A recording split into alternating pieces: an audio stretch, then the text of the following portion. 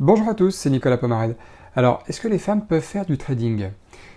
Franchement, la réponse est oui, évidemment, et je dirais même plus que je pense que les femmes, si on devait faire un concours, seraient vraiment performantes, très performantes et plus performantes que nous les hommes en trading parce que très souvent, c'est ce qu'on peut constater dans la vie de tous les jours, quand on le voit à la télévision, il y a des reportages là-dessus, etc. Mais les femmes ont un ego quand même moins perché que le nôtre, franchement, faut être clair.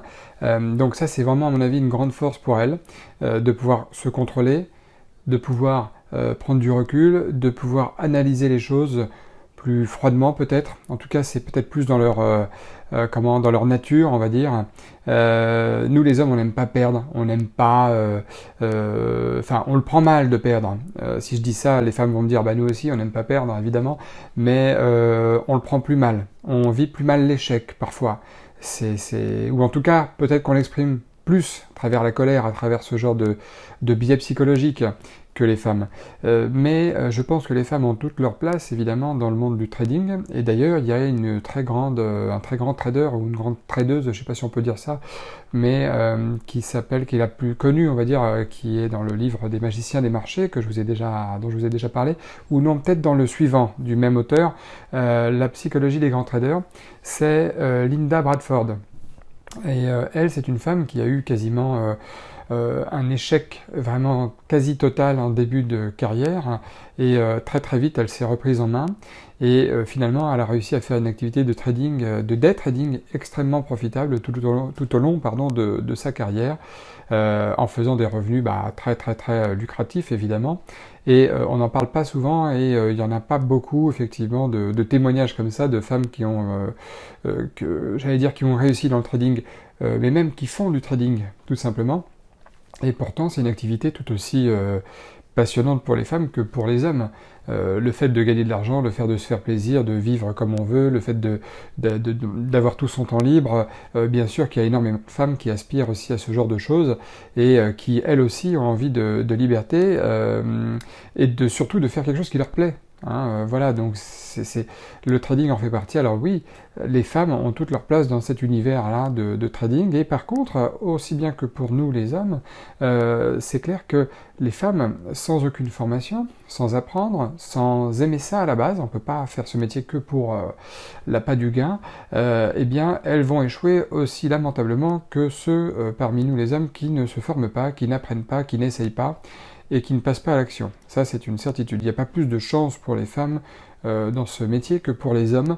Donc de toute manière, il va falloir que chaque être humain, là, pour englober tout le monde, puisse apprendre, puisse se former, puisse découvrir, se passionner pour ce métier-là. Et en fait, c'est même pas pour ce métier, c'est pour cette liberté-là, voilà, que c'est passionnant, et qu'il faut effectivement, je pense, pratiquer, se rendre compte, voir si ça vous plaît ou pas, voir si vous êtes capable ou pas d'avoir cette aversion au risque, d'avoir cette patience aussi, parce qu'on reproche souvent aux hommes d'être très peu patients, mais justement, ça sera un challenge pour les femmes de voir si elles ont l'aptitude légendaire, comme elles disent, d'être plus patientes que nous, voilà, parce que le trading est justement un très bon terrain de jeu pour vérifier ça, voir si la patience est une qualité qui effectivement est peut-être plus du côté des femmes, je ne sais pas,